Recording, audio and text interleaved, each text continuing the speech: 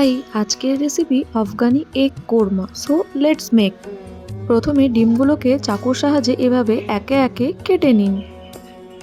কড়াই গরম হলে তার মধ্যে একে একে ডিমগুলো দিয়ে তার মধ্যে লবণ, লঙ্কার গুঁড়ো আর হলুদ গুঁড়ো দিয়ে ভালো করে এপিট ওপিট ভেজে নিন লাল লাল করে। ভাজা হয়ে গেলে গরম কড়াইয়ে পেঁয়াজ কুচি দিয়ে পেঁয়াজটা ভালোভাবে নেড়ে নিন। তারপরে এর মধ্যে দিয়ে দিন আদা কুচি, রসুন, কাঁচা লঙ্কা। নেড়েচেড়ে নিয়ে তার মধ্যে দিয়ে দিন কিছুটা কাজু।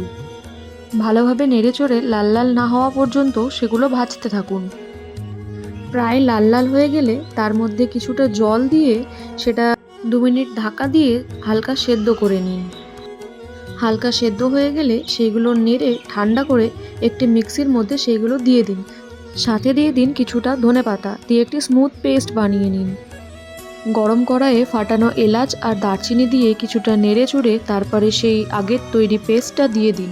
তাতে অ্যাড করুন হলুদ গুঁড়ো, লবণ, লঙ্কার গুঁড়ো। ভালো করে নেড়ে নিন। নাড়া হয়ে গেলে তাতে অ্যাড করুন ধনে গুঁড়ো, সামান্য চিনি। সব কিছু ভালো করে মিক্সড করে কষিয়ে নিন। কিছুটা কষে এলে আগে থেকে ফেটিয়ে রাখা দইটা দিয়ে ভালো করে মিশিয়ে নিন এবং আবারও কষতে থাকুন।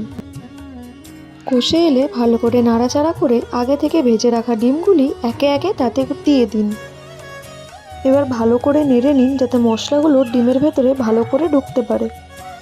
তারপরেই ব্যাস পরিমাণ মতো জল দিয়ে নেড়ে নেড়ে 5-7 মিনিট ফুটিয়ে নিন। দিয়ে ফোটানো হয়ে গেলে দিয়ে দিন গুঁড়ো গরম মশলা, তারপরে একটু দিয়ে দিন সামান্য ঘি আর সবশেষে কাসুরি মেথি। ব্যাস গ্যাসের ফ্লেম বন্ধ করে 2 মিনিট রেখে দিন ঢাকা দিয়ে।